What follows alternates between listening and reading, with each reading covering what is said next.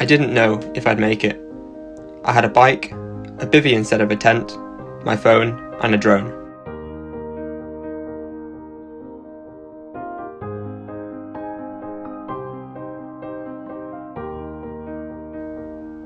Seeing a country from the seat of a bicycle gives you a perspective that cannot be achieved in any other way. You feel every up and every down. You're hindered by the wind or pushed along. Being vulnerable makes you appreciate the kindness of strangers.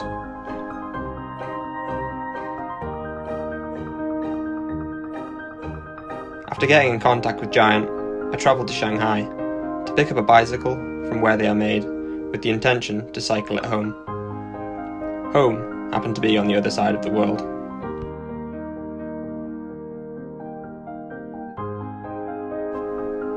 Friends made and good wishes given, I left the Giant factory, and the enormity of the task I'd undertaken sank in. It felt incredible to be on a bike.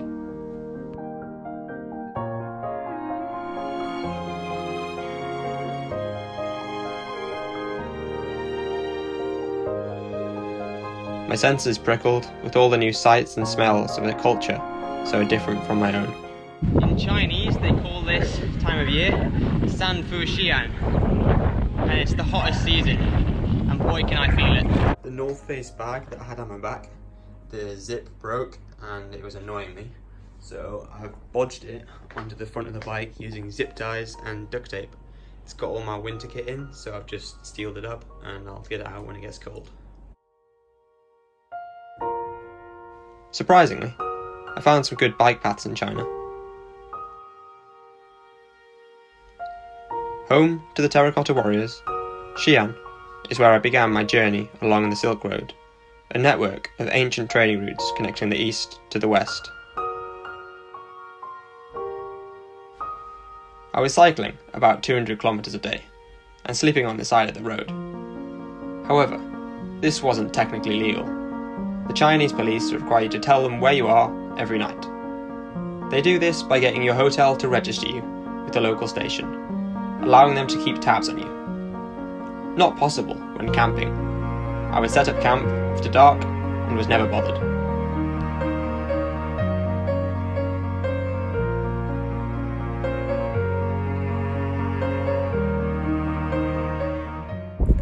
I slept under the road last night, and it's pretty cozy under here actually.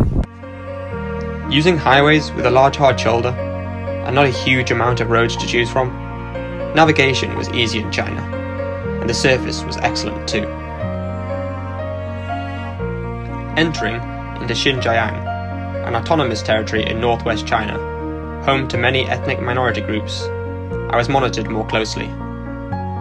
Every 40 kilometers or so, I would go through a military checkpoint that even locals had to go through. Using Google Translate and sign language to communicate.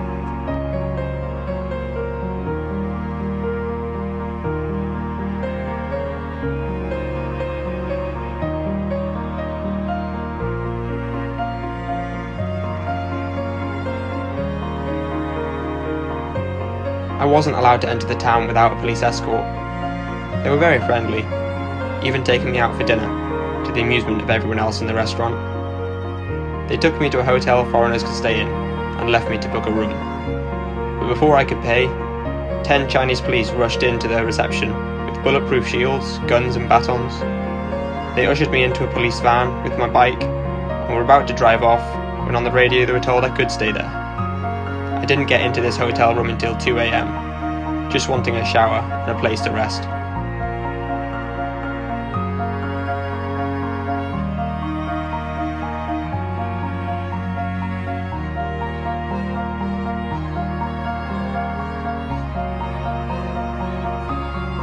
Entering into Kazakhstan with a handshake and a smile was quite a relief. I took a day off in Almaty, spending the day eating food and soaking in the public baths, which involved getting beaten with oak leaves and skinny dipping with fat naked men swan diving around me. I didn't stay in Kazakhstan for long. Talking with other cycle tourists, I decided on a detour, which took me along the Pamir Highway, considered to be the second highest international highway in the world, with the highest point standing at 4,655 meters above sea level. On the descent down, there's been a lot of local stalls selling these white and then black balls, and I've been really curious to what they were. So I stopped and gave one a try, expecting something really sweet and sugary, and it wasn't at all. It was really sour and almost cheese-like, which I wasn't expecting. And then a bit further down the road I saw someone milking a horse. So I think I've just eaten horse cheese, which is a first. The highway began on the other side of Kyrgyzstan. After a few scary encounters with dogs, and one night spent thinking I was going to be eaten alive by wolves or a snow leopard, I arrived in Osh, the beginning of the Pamir Highway for me. From happiness, thousand miles from you. After stocking up with food, I headed for the mountains. It's a far reach from you to me. I feel the time and the space between. It's 1,000 miles of loneliness, 1,000 miles from you. This remote highway was where I had most of my encounters with other cycle tourists, and the kindness of the locals in this region was incredible, inviting you into the warmth and offering you food with no payment wanted. It leads to you every mile on my path. The coldest night I remember was in no man's land between Kyrgyzstan and Tajikistan.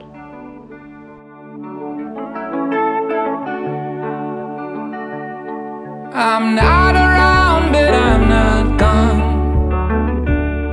I miss the bed you're sleeping on. I'm 1,000 miles from coziness, 1,000 miles from you. Another cold morning on the Pamir Highway. I stayed in a homestay last night, so it was nice and cozy, and I got lots of food. I had 2 bowls of porridge this morning and lots of bread and jam. And today I'm going up to the highest point on the Pamir Highway, which is about 4,600 meters. So that'll be interesting. And then it's pretty much downhill the whole way to Dushanbe, with a few peaks in the way, but generally downhill. So that'll be good.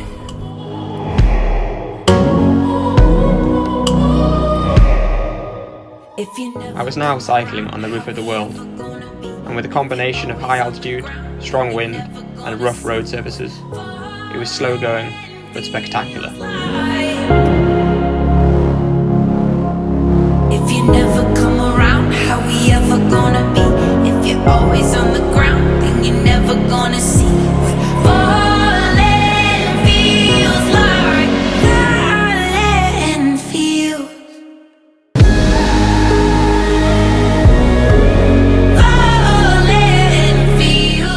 After the high altitude of Akbaktal Pass, I started to descend towards the Panj River, the natural border between Afghanistan and Tajikistan.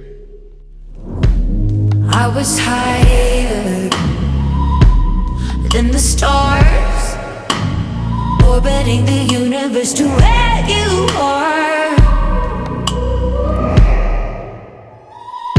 Many years, many years, many years we've been apart, and I never wanted gravity to pull this hard.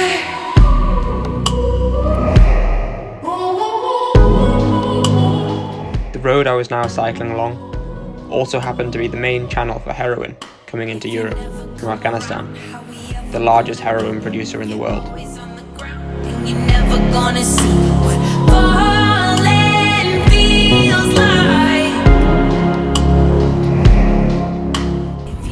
So I'm having a bit of a nightmare. I'm on a really bad road. It's just potholes everywhere. Either that or it's gravel with massive stones. I'm down to 3 bolts again. And I was just in Kalaikloon. I was trying to get the bolt that had broken, drilled out. And these guys were being very nice, they're trying to help.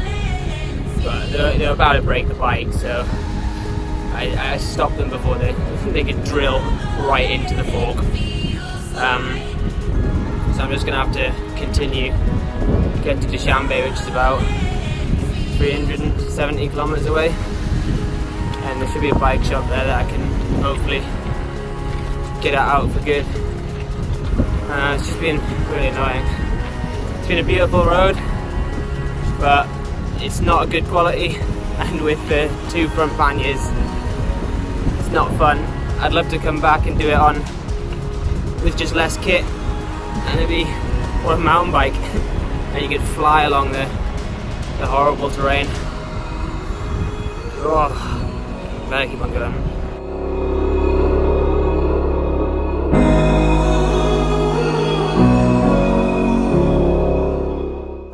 I've now been riding along the Afghanistan border for just shy of 400 kilometers, and I've got a totally different viewpoint on Afghanistan now. My viewpoint before was what you see on the news, all the desert and the fighting that goes on. But what I've seen along the border is nothing but just huge mountains and quaint little isolated villages that are set next to waterfalls down the mountain, just green in the oasis of barren rock, which is pretty spectacular. I'm heading now to Dushanbe, which will be the end point of the Pamir Highway. So I'm looking forward to the next chapter of my journey.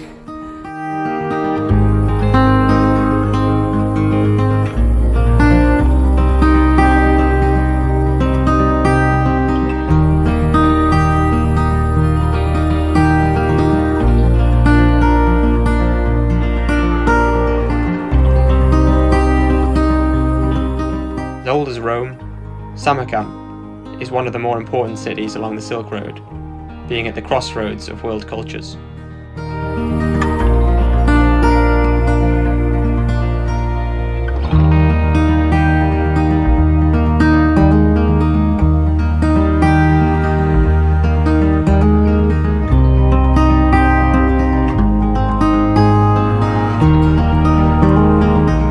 Having bought a drone in Shanghai and using it to document my journey, I found out that in Uzbekistan, drones are banned, and worst case could lead to a 3-year prison sentence.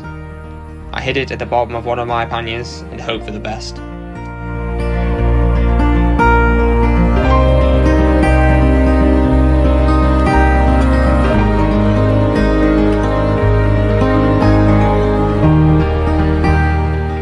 It's about 1,200 kilometers to the Caspian Sea, so I'll just ping it there, and then I think it's a bit of a mess around to get on the ferry. There's not really a schedule. I just got to wait at the ferry port, camp there for a few days, and hope to get a ferry.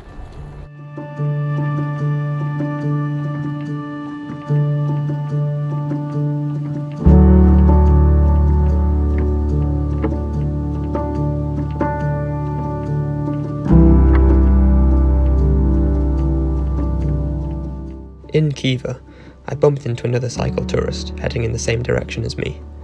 Johannes, from Germany, would cycle with me to the Caspian Sea, where we planned to catch a ferry to Azerbaijan.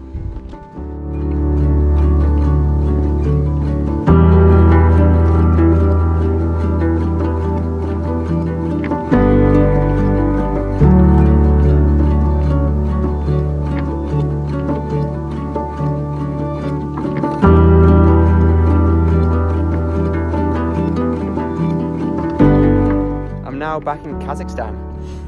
I've not videoed too much because all I would have been doing is complaining, mainly about the road surface in Uzbekistan, and then the wind here in Kazakhstan is pretty bad.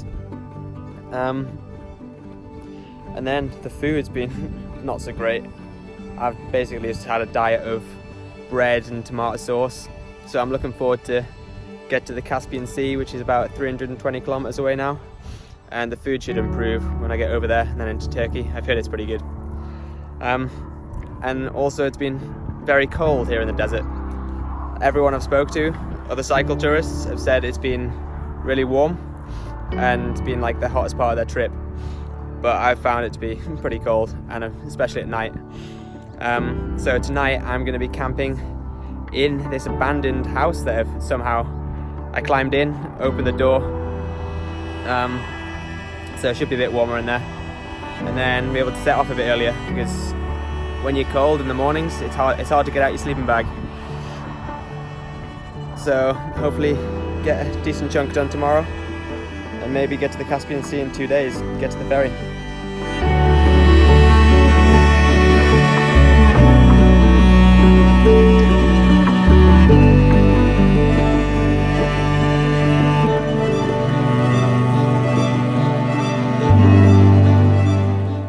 Bikes next to the cooker. This is Johannes with his bike, and this is the sleeping platform. It's gonna be nice and cozy. We've got some candles that were here provided for us, some broken glass, more broken glass, the door that doesn't open. That's the window that I climbed through to open the door. But yeah, should be warmer than a tent.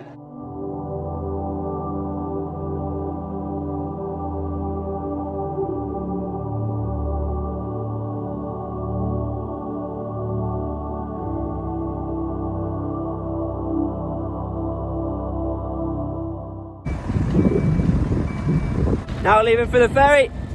Woo!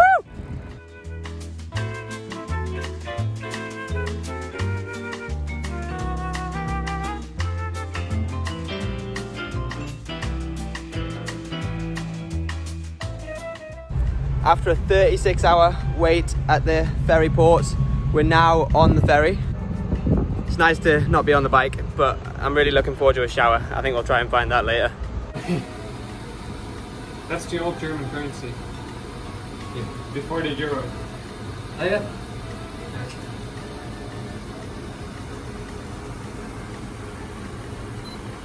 Oh, we shouldn't have spent all of our coins on stickers. It's now been 17 hours. I can still see Kazakhstan.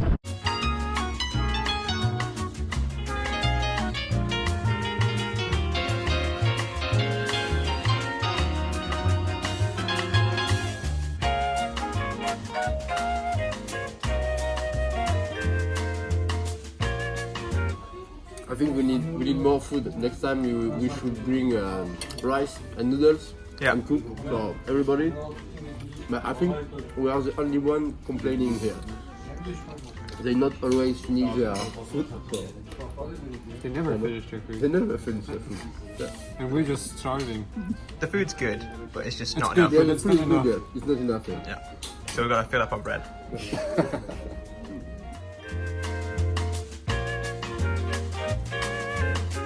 Finally back on dry land. We've entered the Middle East and now we're in Azerbaijan. So 3 more countries and I'm back in Europe. Cycling through Azerbaijan only took a few days and was fueled by pomegranates and shot-sized glasses of tea, each with several spoonfuls of sugar.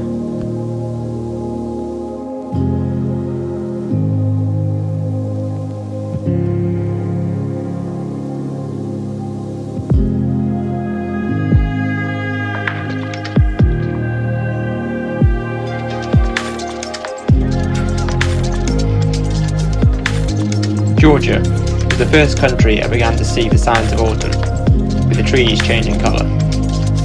With winter fast approaching, I could not dawdle, not wanting to get caught in any bad weather in Europe.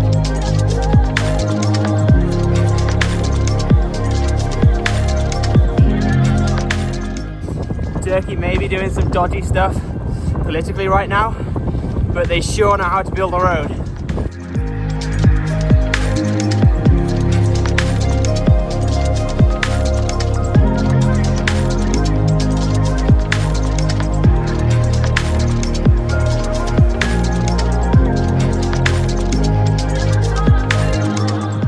Turkish tunnels are so much nicer than in Central Asia. They're lit, they're air conditioned, you got air flowing through.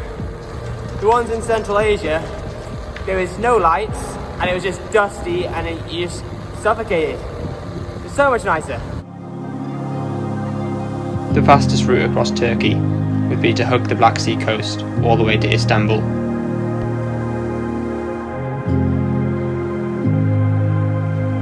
After a day's riding, there's nothing better than a Turkish hammam to relax and recuperate.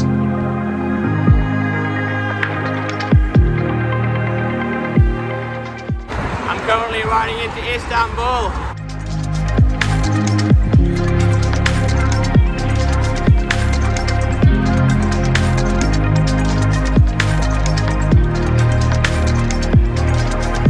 I spent a few days in Istanbul, crossing backward and forward between Europe and Asia.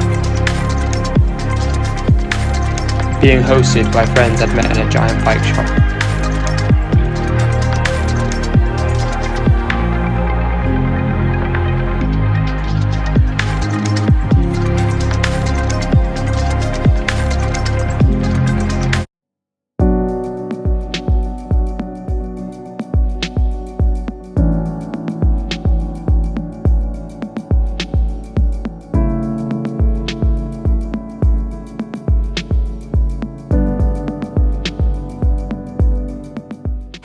I had some shelter to sleep under last night, but it's pretty awful weather and it does not look nice outside. I do not want to ride, but I've got to get out of Turkey soon. It's just going to get worse through Europe, so just got to get cracking. Oh, I'm about to leave Turkey. I'm going to be going into Greece for a little bit and then into Bulgaria. Leaving Turkey and entering into Europe, it felt like I was nearly home.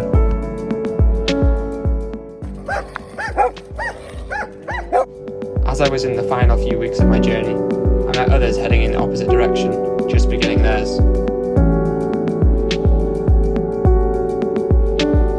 The kindness of strangers in Eastern Europe was amazing. I was given 3-course meals in the house and invited into people's homes.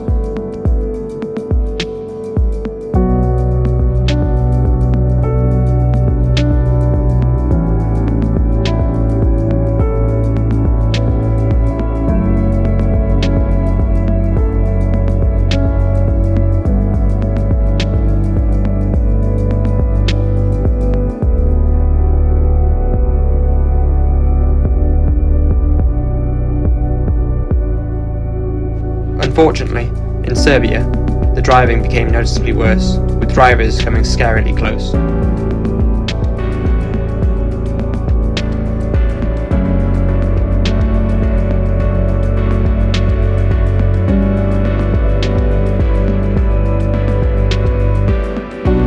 I arrived in Budapest, with Christmas markets already in full swing.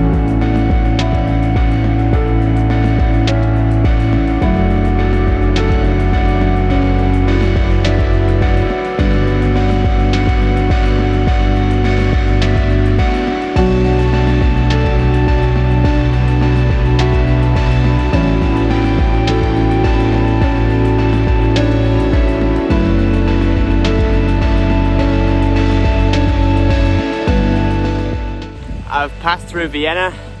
I'm now following the Eurovelo route along the Danube, and it's so much better than it was in Hungary, in Serbia. Austria's just got it right. It's a bit wiggly still, but it's smooth tarmac and traffic free. I left the Danube and took my route through the Austrian Alps.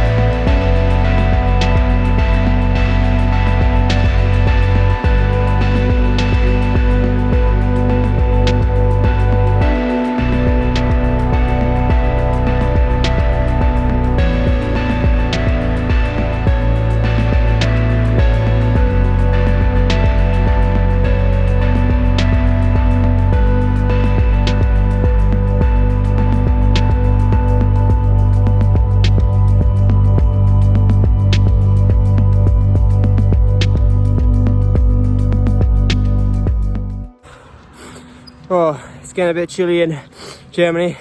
My nose is running. Made myself some overshoes with my socks.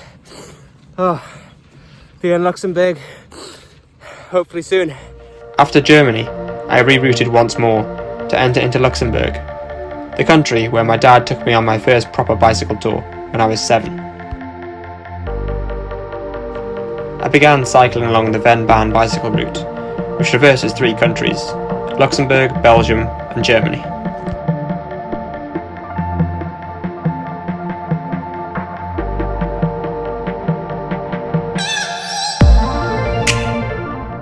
I'm currently riding along the Vennbahn, which is a beautifully smooth, traffic-free bicycle route.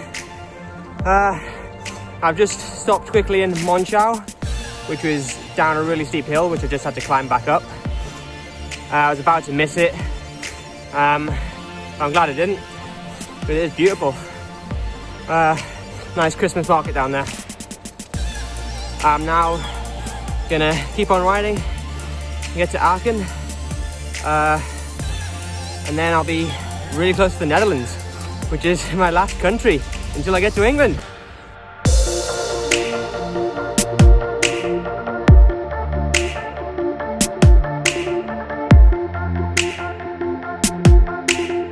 For the last few days of the trip, my dad cycled out to ride with me. Before cycling to the DFDS Seaways ferry, bound for Newcastle, we rode to the home of Giant Europe in Lelystad in the Netherlands.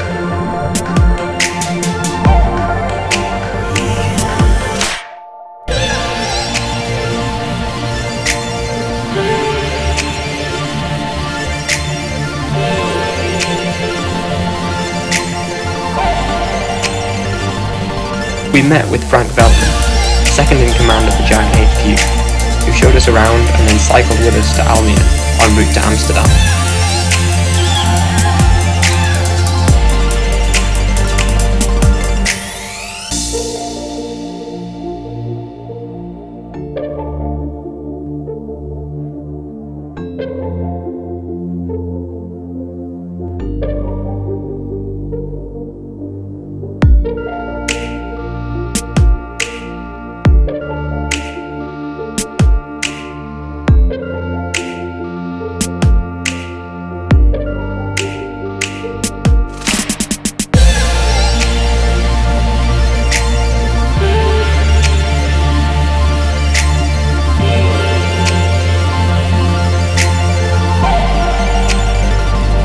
4 months, 15,000 kilometers and 19 countries. Back in Newcastle, 1 kilometer away from home. Feels good.